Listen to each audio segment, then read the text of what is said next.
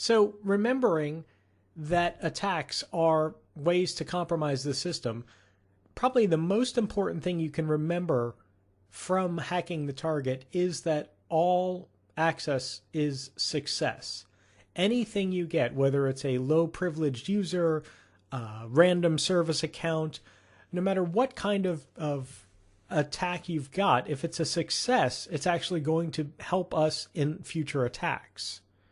When we stand back and look at attacking or hacking the target, ultimately what is most important to remember is that any access, any compromise, any leverage at all is a success. So certainly it would be great if the first thing we did was hack a domain administrator's account or a system owner's account or a chief executive's account. That would be fantastic. However, that's not often the case. More frequently, it's attacking a low-level service account or an unprivileged user account or even a local system account that has nothing to do with network credentials or network access. Well, all of those are success.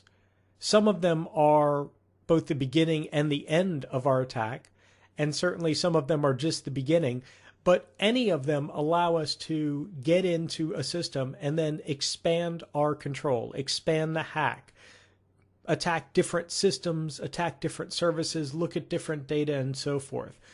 These attacks are all cumulative, so any success at all is going to help in the overall process. And even a lot of failures, as you'll see, actually do help the process, because a failure is simply something that we tick off, that we catalog, that we document, that in the end, when we deliver our report, the folks that want our report will want to know what did defeat us or what did stop the ethical hacking process and what didn't stop it. So all of that, both successes and failures, are all critical to hacking the target.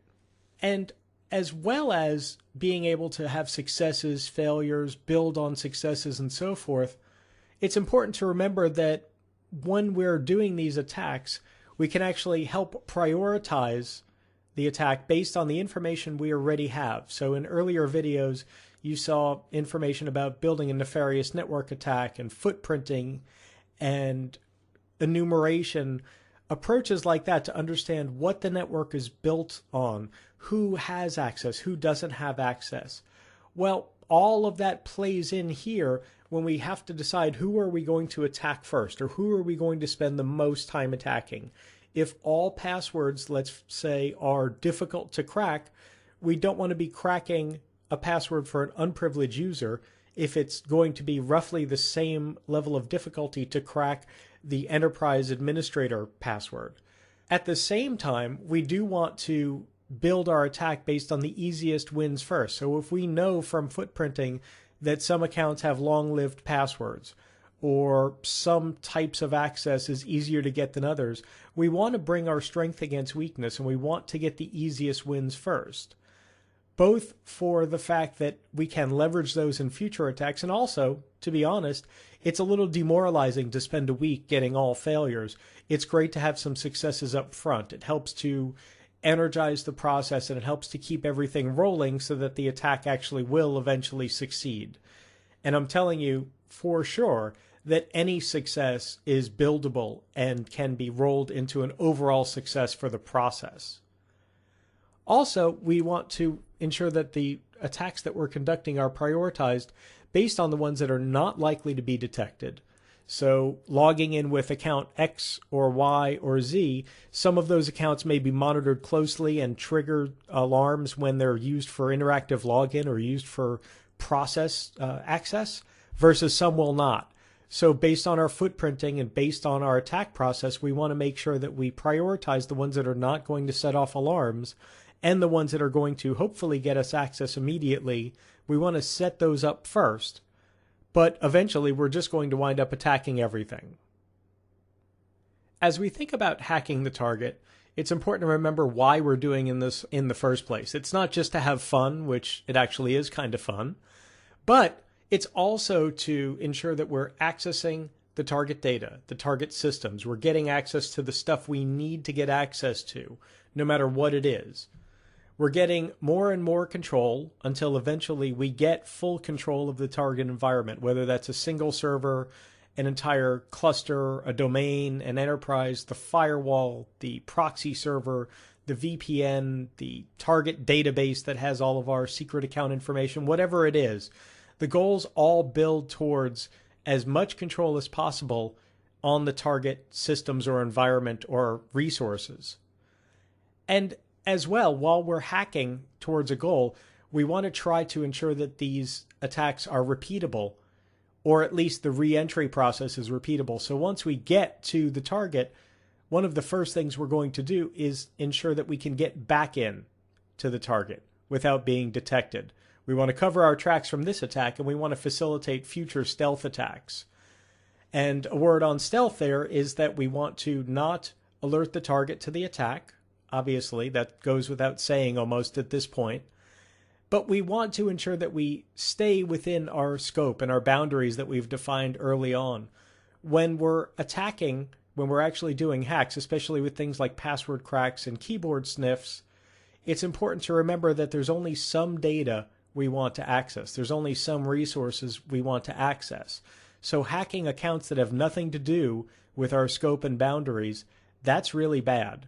We want to avoid that at all costs because it's an easy way to break out of our scope and actually potentially get in trouble, certainly violate our contract and our agreement, and that's not a good thing as well. The ethical hacker needs to be mindful constantly of this attack could possibly do this kind of access or gain me that kind of privilege, and that's what I need or what I don't need. If there's some question about whether you need domain access or whether you need to install a keyboard sniffer on the CSO's system, those are questions for the umpire or referee or the decision maker who can actually make those kind of calls and say, yeah, that sounds like it's within scope, or no, that doesn't sound like it's within scope. If it's not already defined, get a call before you start hacking. Because this is the part of the process where we actually go a little bit more active and aggressive with our penetration tests and our attacks, I want to make sure that we're mindful of stealth here. The primary goal is to ensure that the attack continues until it's successful. And if the target knows that the attack is going on, it's not going to be successful. There's virtually no penetration test, no ethical hacking process where it's okay to set off alarms or tell the admins, hey, look, I'm over here cracking this password or over here attacking this account or this segment of the network. That's almost never okay. So an important goal is to not alert the target. However, it is sometimes necessary to potentially trigger alarms or potentially set off some type of warnings. So if stealth is not possible based on the attack that we're conducting here, it's really important to not allow that attack to get traced back to you or to trace back to the ethical hacking process. So hiding the source of the attack, hiding the identity of the attacker, that would be you, hiding which systems are attacking and which systems are being attacked and so forth, is also critical. And sometimes it's actually a lot easier to do and sometimes it's a lot harder. And I'll show you examples of that throughout this video where it is easy to actually hide tracks, like, for example, a keyboard sniffing device, a physical device. It's pretty easy to actually just get that lost and not have any trace back to an ethical hacker versus conducting a sniffing attack or a denial of service attack from a specific system that's connected in a spot where it sets off alarms while the attack is happening. It only takes an admin a couple of moments to walk over to where you are and actually point their finger and say, look, I found you, you're attacking the system. And it's over.